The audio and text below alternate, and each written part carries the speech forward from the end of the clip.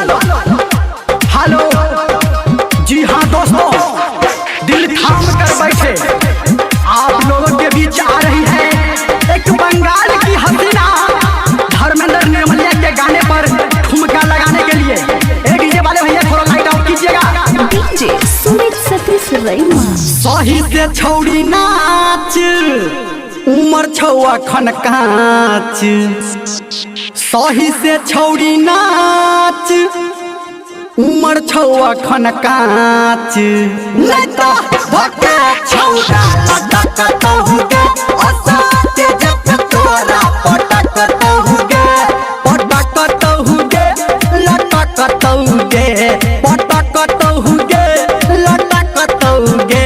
लता भके छौड़ा लटक तहुगे असते जब तोरा पटक तहुगे असते जब तोरा पटक तहुगे।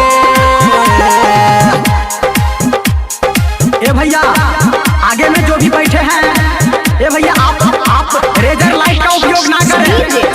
भैया आप रेजर लाइट वाले भैया थोड़ा रेजर लाइट अपना बंद कीजिए। ए नाने छौड़ी बैठ कने लहंगा उठा के बैठ।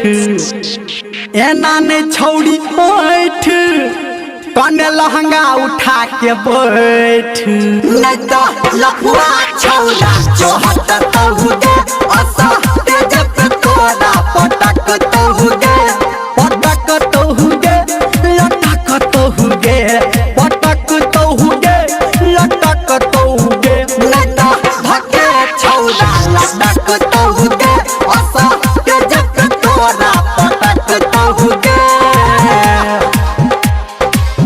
हाँ तो आप हैं शहर लता गुरु जी, आपके तरफ से हमारे छपने का नाच देखकर 101 रुपया आया है।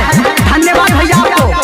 और हाँ भैया शांति बनाए रखें और भरपूर मजा ले हमारे इस ऑर्केस्ट्रा का। डीजे सुमित सतीश रैमा।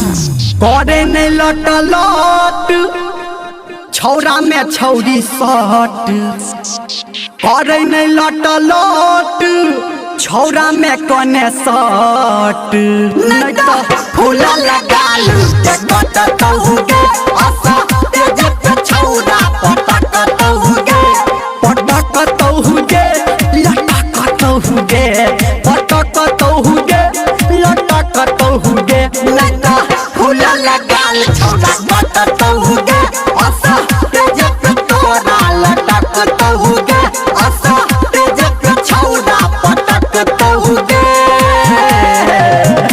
और आप हैं इनाम के दौर में महाकाल ग्रुप। जी हाँ महाकाल ग्रुप, इसका कहना है अनहैया में जीव देता हूं। ये भी गाना भैया बजवाएं। जी जरूर ये भी गाना बजवाएंगे। शांति बनाए रखे भैया।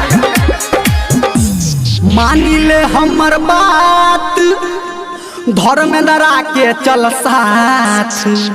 मानी ले हमर बात निर्मलिया के चल साथ। नेता चोली चर चर भट तहुगे असते जब छौरा लटक तहुगे लटक तहुगे